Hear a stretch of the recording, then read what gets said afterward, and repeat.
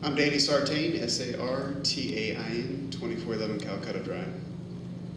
I pastor Heartland Worship Center, and I stand in opposition to adding sexual orientation and gender identity to Chapter 13 of the City Ordinance regarding discrimination.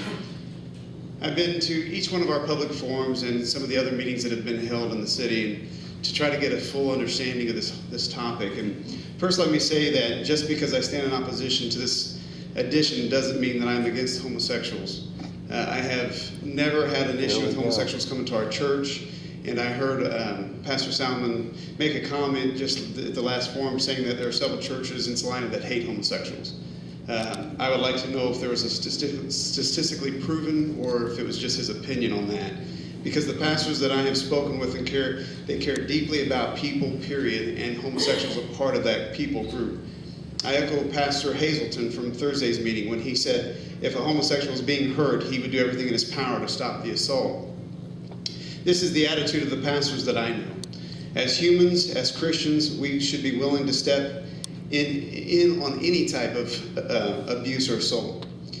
If I would see an assault taking place, I would not say, wait a minute, let me ask that person if they're being assaulted what their orientation is, to see if they meet my criteria for assistance. I would just absolutely get in there and help them.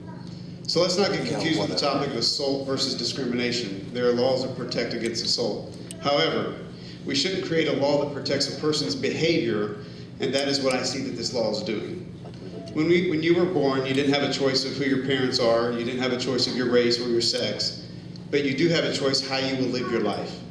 As much as people would want you to believe that they don't have a choice about their sexual orientation, I believe it's a behavior or a lifestyle, not a class. And again, this law says, as a society, we approve this lifestyle.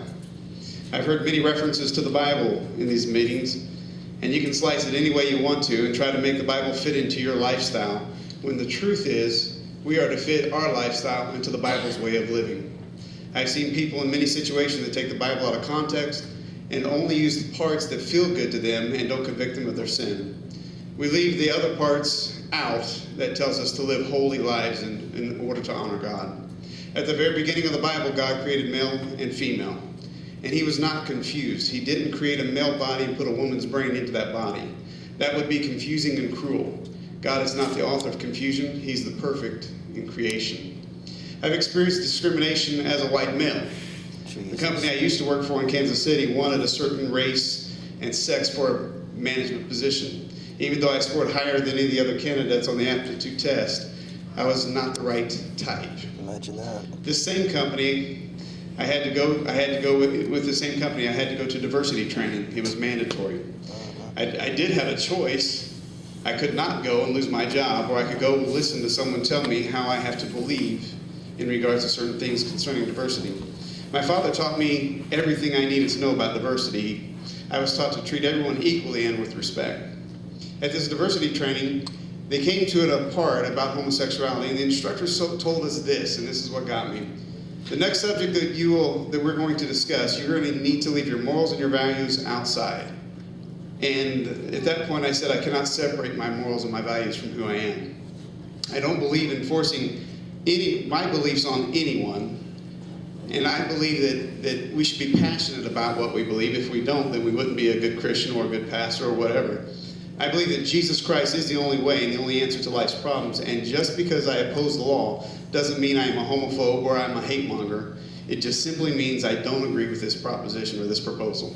Lastly, I would say, take it to the vote of the people. And the reason I would say that is because I've had several conversations with people who don't even know this is going on right now.